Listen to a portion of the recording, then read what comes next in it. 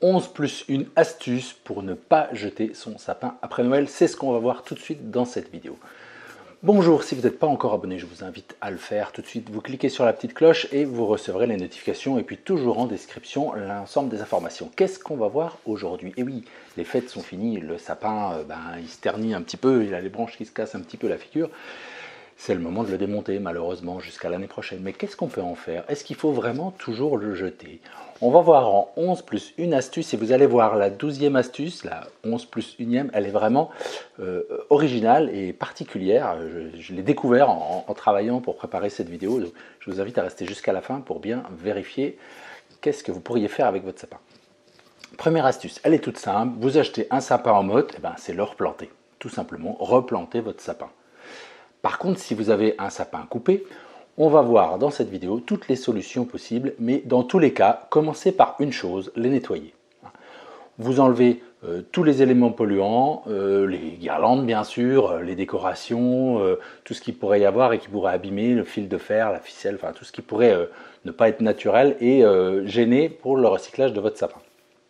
Deuxième solution, deuxième astuce, réutiliser les branches en décoration. Vous prenez juste un petit sécateur, vous coupez les branches et puis vous pouvez les réutiliser. Tant que les branches vont être vertes, elles vont rester, ça va vous rappeler un petit peu Noël, on ne va pas partir brutalement dans le début d'année, comme ça c'est beaucoup plus sympathique.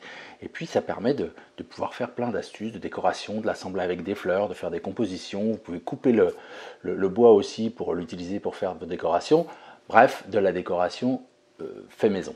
Mais la décoration, ce n'est pas une solution simple, ça ne va pas vous permettre de recycler l'ensemble du sapin ou alors vous allez décorer toute votre maison. Donc on va avoir des solutions plus simples et plus rapides. Surtout pas à la poubelle, il y a plein d'autres solutions, ce serait bien dommage de dépenser de l'argent en jetant votre sapin à la poubelle.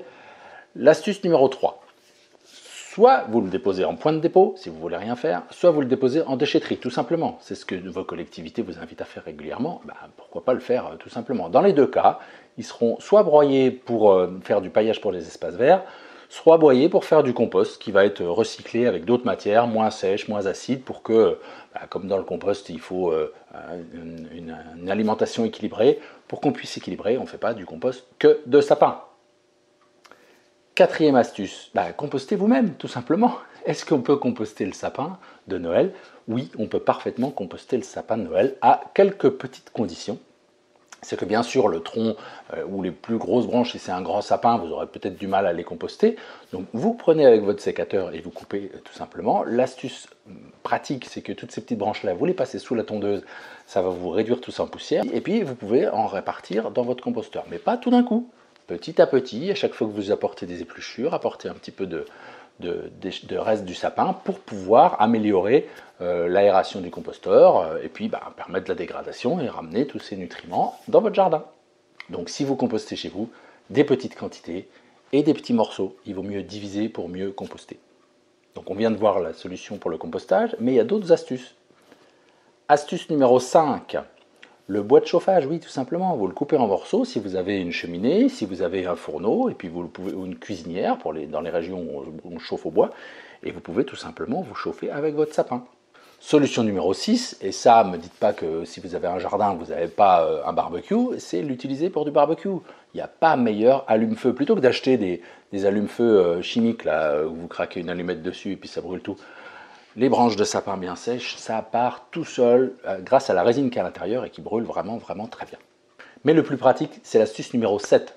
Le plus pratique parce que ça va vous éviter, surtout en cette saison-là, en début d'année ou en hiver, de vous salir les pieds. Oui, c'est l'utiliser en paillage. Vous coupez ces petites branches-là et vous les posez tout simplement, pas besoin de les broyer. Oui, vous pouvez les passer à la tondeuse, ça va être plus fin, vous pourrez l'utiliser en paillage dans votre jardin, mais utilisez-le déjà dans les allées, pour le pourtour de votre composteur.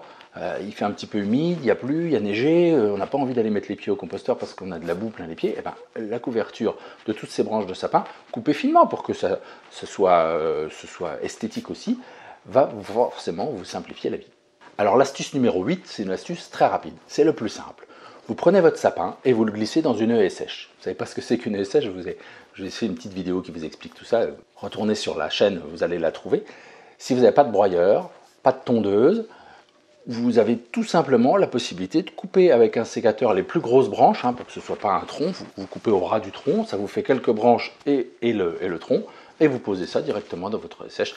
Encore une fois, si vous ne savez pas ce que c'est, allez voir sur une autre vidéo où je vous explique tout en détail dans un tuto. La solution numéro 9, c'est si vous avez un broyeur, de le broyer tout simplement. Ça, c'est possible aussi, effectivement, de broyer votre sapin.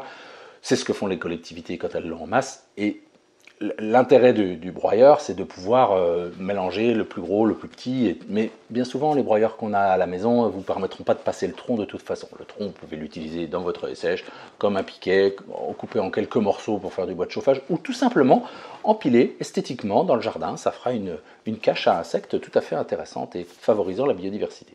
Alors on arrive aux 3 dernières solutions. Les 3 dernières solutions, elles sont animales, on va dire. Voilà.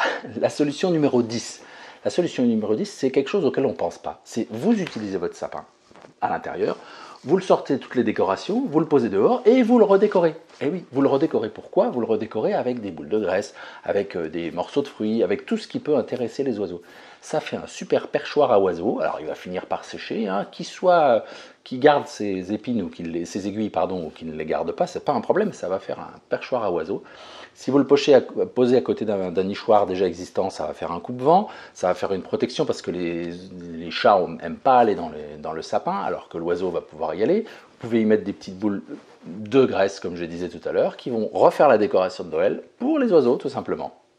La solution numéro 10, elle commence à être un petit peu connue, hein. Les médias, forcément, qui cherchent des idées originales plutôt que de montrer des camions poubelles, aiment bien les montrer, c'est l'alimentation animale. Et oui, effectivement, le sapin est très riche en nutriments, très riche en vitamines, et il va même permettre, alors c'est les chèvres principalement, hein, qui aiment manger les sapins, il va même permettre de leur servir de vermifuge.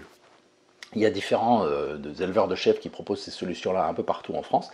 Dans ma région, il y a un parc animalier, le parc de Sainte-Croix, qui se propose pour les habitants dans le secteur du parc. Ne faites pas le trajet exprès si vous venez de dizaines de kilomètres, ça n'a pas trop de sens. Qui se propose de les récupérer pour donner à manger aux animaux et puis éventuellement pour les broyer, pour faire de la litière et recycler à l'intérieur du parc. Et puis alors la 12e solution, je vous avais promis quelque chose d'original, c'est d'adopter un sapin. Et oui, de louer votre sapin.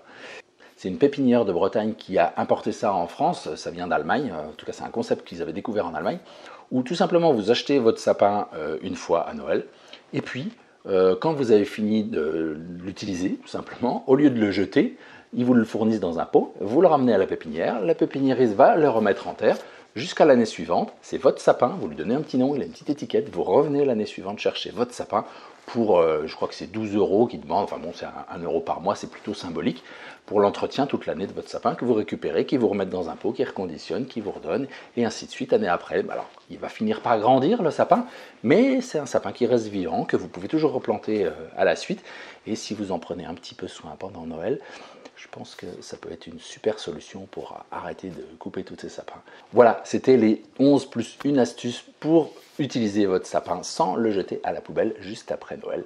Si vous n'êtes pas encore abonné, je vous invite à le faire tout de suite, à rejoindre le lien dans la description qui est juste en dessous, et vous cliquez sur la cloche et on se retrouve dans la prochaine vidéo. Joyeux Noël!